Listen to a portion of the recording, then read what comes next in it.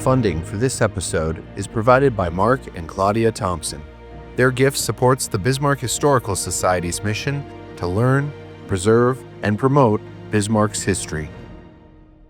My dad predicted back in probably the 80s that the world of computers and electronics would definitely change the newspaper business, and he was right. So it's become quite different in current times.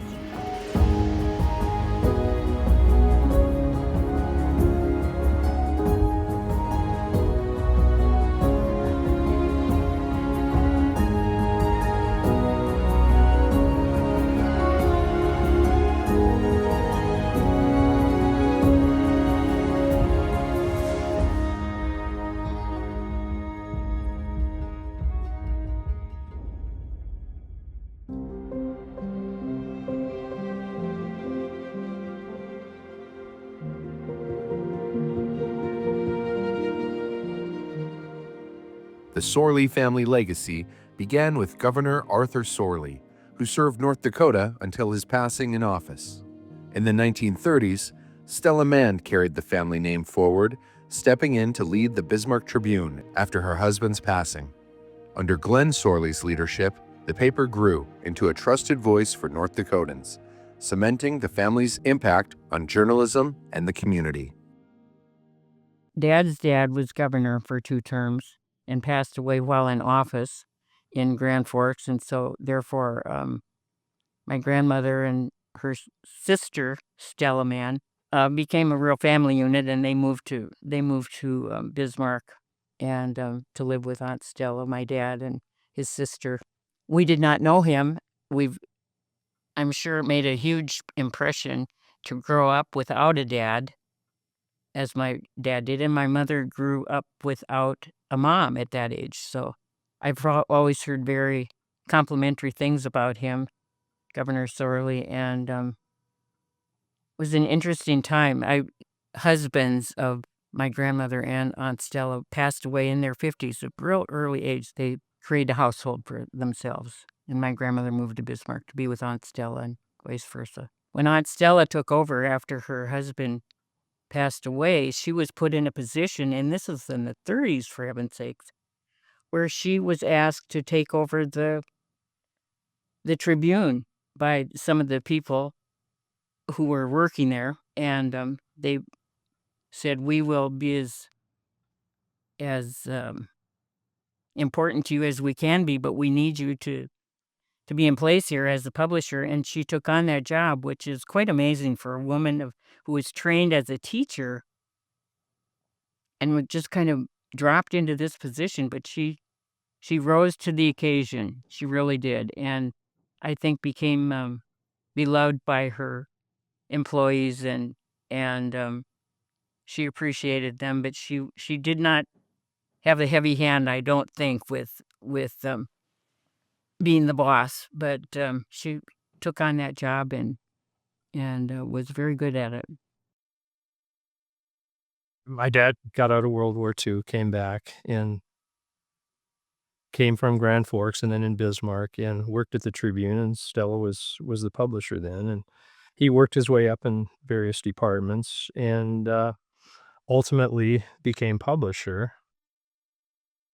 When Stella was in charge, and George Douglas, and later my dad, the phrase that's on the masthead of the newspaper, to find the truth to print, for the good people of North Dakota to follow their destiny, have a light to follow their destiny. I think the truth was always, first and foremost, very important, and I think they tried to be impartial. I started in quality printing. I got out of the Navy and went looking for a job right away, and I found a job out at the quality printing, driving the delivery truck. And when I started that, I was going back and forth between quality printing and the newspaper, and so I got to know a lot of those people. And the fellow at that time who was the controller, John Ermentrout, hired me to come into the accounting department, and I worked under him until his retirement. And then they hired a guy by the name of Jim McGleish, and they brought him in for Chicago. He was worked for a public accounting firm, and he had come in every year and had taken care of doing the audit of the Tribune. And I worked with him for a while, and he said, Paul, he said, I think I want you to quit college. He said, I want you to come to work for me. And he said, this will be like an apprenticeship. He said, I will teach you everything I know. And I will walk you through all the paces about the financial aspect of the newspaper. And I looked at it and I said, okay. So I went for it. I think I have to be one of the last people that moved himself up from driving a truck up to, I became the controller for the Tribune. And that was, a lot of that was because of Jim McLeish and the approval of Glenn Sorlie. My first job was in the old building. I was taking papers off the press in about 1970. That lasted about 2 or 3 weeks, and I had a motorcycle accident, and that was done. And then later on, I was a driver. I drove, there was a route to Wilton, Washburn, Underwood, all around Garrison there, down through by Pick City, Hanover. And that was every day, take the papers up there, and it was about 180 miles, and I did that for quite some time. After that, I got into the camera plate department downstairs. This is when they're offset, and shoot all the negatives, burn the plates, give them to the pressman, they put them on. And beyond that, then it was about 1979, just before the computer thing came about. I didn't know what they were going to do with computers with the newspaper. I found out in a real hurry. So I got moved into that position with Lowell Hunke, and that's when we had our Telstar front end system and editorial and classified, and it was a huge change. My dad predicted back in probably the 80s that the world of computers and electronics would definitely change the newspaper business, and he was right. So it's become quite different in current times. The heyday of the time was going from hot metal to offset. Those were the big changes. That's when I think the Tribune was really at its best there. We were making all these big changes, having no idea what internet was going to do to the newspapers. Had no idea what was coming, and boy, did it come.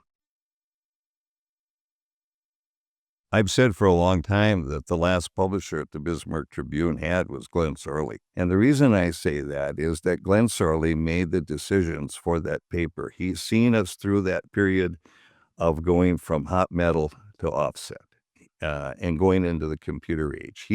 He walked us through all of that by bringing us good people. Then we had Lowell Hunke, and he was an unsung hero as far as the Tribune was concerned because he was a self-taught man, and he knew how to put all that together. My dad's time was a real growth period for Bismarck and probably for the Tribune too. And according to the numbers, you see that their circulation went up, and I think it was a really fruitful time. And Bismarck was just finding its place and growing, but growing carefully enough so that it wasn't just, things weren't just going crazy. But there were other smaller newspapers that were flourishing during that time. I remember when Dad was head of the newspaper association, part of their job was to visit all the little towns and their newspapers, and there were lots of them. Like every little town had a newspaper, but he made it his duty to go visit during that year every single one of those, and they were all thriving, and that's what he did. It was just a interesting cast of characters up in editorial and then in the main part of the Tribune too. They were all unique and great people. And John Yelly, of course, I'm sure people who've worked with him have any number of stories, and Carl Arp, and then there were a couple of sports guys who really had a big following, and Leo, I think, won any number of awards for photos and all the good work he did. It really was a family. It truly was a family. You'd see Glenn running through the halls, heading for Leo Lalonde's dark room, and then you'd hear those two laughing in there and carrying on. And it truly was a family. It really was. and you never felt that there wasn't anybody you couldn't talk to. And they all had such redeeming characters. We had a guy who was a linotype operator. His name was Norm Fetch. And he got moved over when we made the switchovers. Glenn Sorlie said, "I'd like you to take care of the building. I'll put you in charge of the new building." So he did it, and he did it pretty well. I got a call one day from one of the ladies that was proofing an item up in the newsroom, and we didn't have proofreaders, and she was driving herself crazy with it. And I said, "Well, I got just the guy." So I took Norm up there. Well, Norm could proof upside down from being a linotype operator. And he stood over and he read it and he said, "Give me a pencil." And he'd mark each time he found a mistake. And that lady said, is this true? Can he do that?" And I said, "Yeah, that was part of that profession that's now gone, is that he had that talent to do that." And so at that point, we would use him wherever we had an example, had an opportunity to use that kind of person. The list just goes on and on. There were good people as well as there were bad people, but that's true with any business. Help tell the stories of Bismarck's past and become a financial sponsor of this program.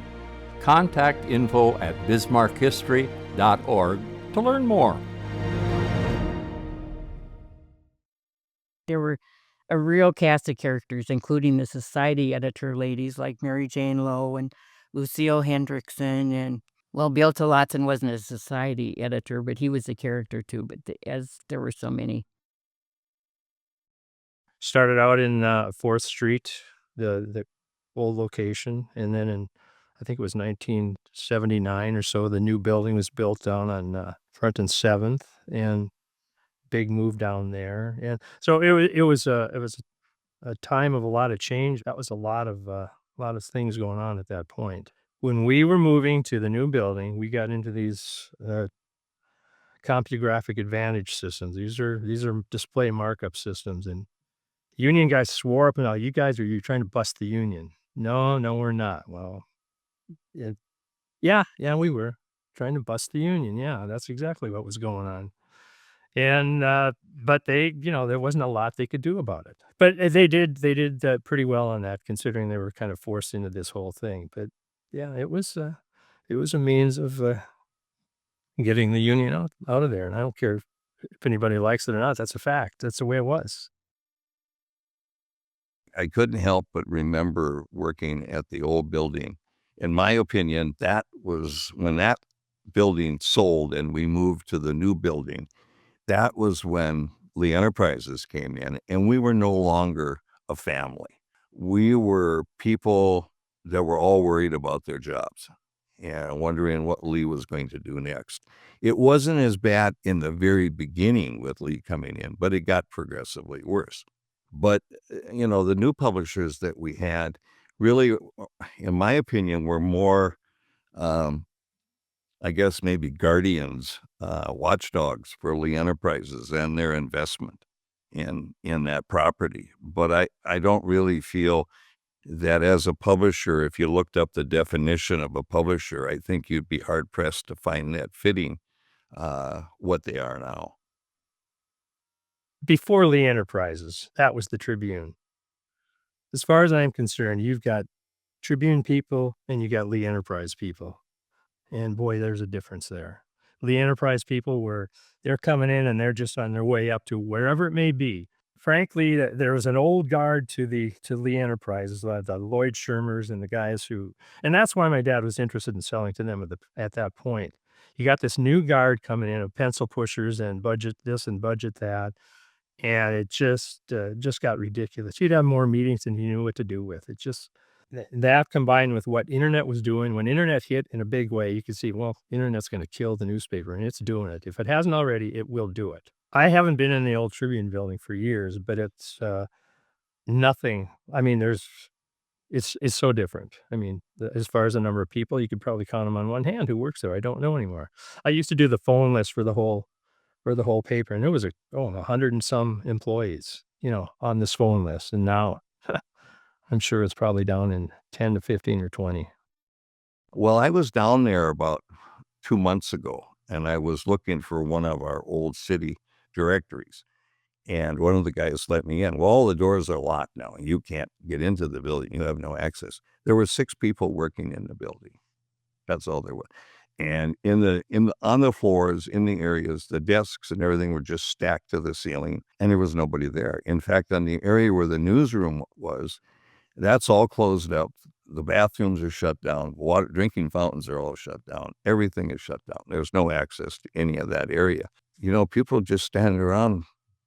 It's just sad. I don't even know what you would compare it to, but you certainly wouldn't compare it to a newspaper. I always remember the smell from the paper and the ink, and it's all gone. It's just sterile. And so that was really kind of sad. And those last years of the Tribune had no resemblance of what it was like in the 60s and the 70s. Absolutely no resemblance of it at all, because everything was money oriented. I'm not so sure that the newspapers their demise is totally probably caused by the internet, as much as there's a good share of that was caused by poor leadership on the part of Lee Enterprises, because they were constantly looking for a higher margin, profit margin. And we got to the point where we couldn't deliver it.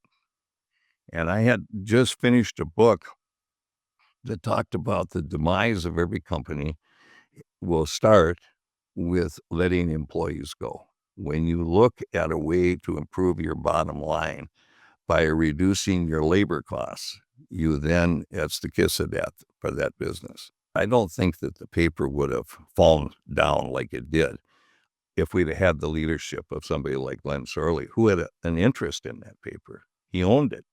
These other publishers that came in, they'd just pick up the phone and get their marching orders.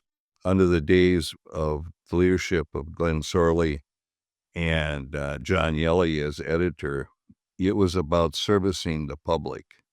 It was about providing stories that were truthful and honest. And there were many times that there were a lot of the public that didn't agree with what we were writing. And we heard about it in letters to the editor. At that time, there wasn't an internet. They couldn't write it in. They either had to write a letter by hand or they had to pick up the phone and make the call. The Tribune of today is not anything like it was back then. I don't know where people are going to get their information. I'm not on Facebook. I'm not on any of that crap because I don't like it. And online newspapers, that's about all that's left. But that's changing too. And I don't know the answer to that one. I really don't. I mean, I don't know where people are going to get their information. There's a lot of information out there, but it's, well, what do you choose to believe? Where's it all coming from? The newspapers will never be the same again. When I finally did retire from the Tribune, we were down on 7th and Front. And I wish I could say that was a hard thing to walk out that door. It was a lot harder to walk out the door at the old building when we were going to the new one than it was to retire. At that point, when we left the old building, I felt it's all done, because there was so much history with that old building. There was a chair that was very famous that was at the Tribune, and that chair sat in the editor's office, and it was Sitting Bull had paid a visit to the Tribune and had sat in that chair. JFK had been at the Tribune, and he had also sat in that chair, and I had heard, I think, Teddy Roosevelt, and I think that's about where it ends. I haven't heard any more about that. But everybody that came to the Tribune after Glenn sold, the publishers, everybody wanted that chair. They were all trying to lay their hands on it. I often wondered, while I was there, nobody ever ran off with it. I made sure that it stayed there under the roof of the Tribune, but I've often wondered if anybody ever did run off with that, because that was really an important piece of history for the Tribune. And, that along with the Mark Kellogg papers and the Pulitzer Prize, those were things that were, there were lesser things, but those were pretty big items. I always felt that people felt it was a really fair newspaper, and that the policies that they were behind were what the majority of people wanted. And Definitely, though, there was a conservative element to it. Definitely. My dad was conservative, and he brought that. And that's traditionally most publishers and all editorial people are liberal. It was different having a fairly conservative publisher. And I don't know if he and John Yelly went toe to toe on things. I'm betting they probably did, but the publisher, being the publisher, had the final say. I mean, if you wanted something done, that's the way it got done. And that's the way it was. I haven't one bad opinion about working in the old building.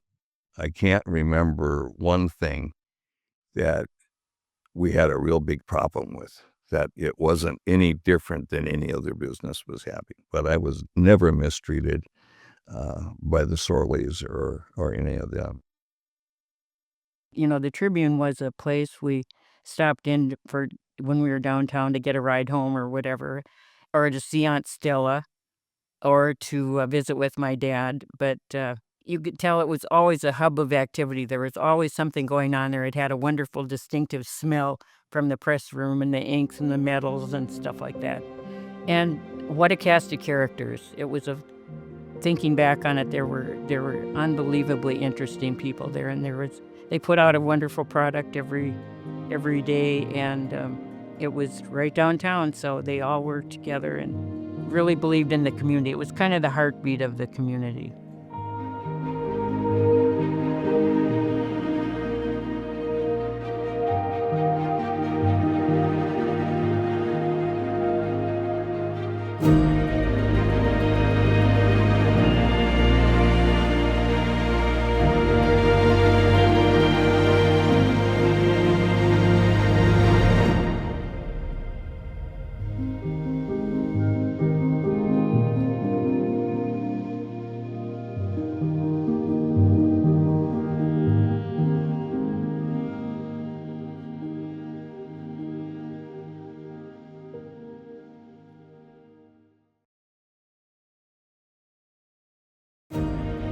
Help tell the stories of Bismarck's past and become a financial sponsor of this program.